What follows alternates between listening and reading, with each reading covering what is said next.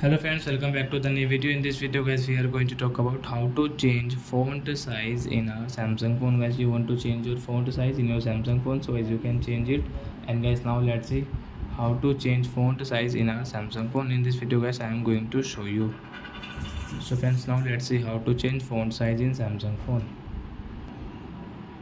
So friends, first of all we will have to on our phone setting to change our font size.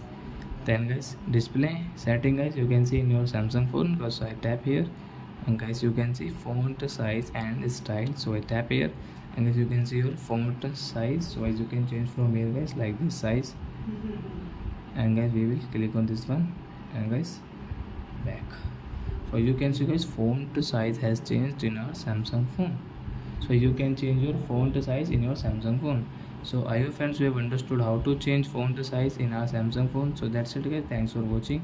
Now we will meet our next video with new topic. Before going guys, please go and like my video, subscribe my channel. Bye bye friends.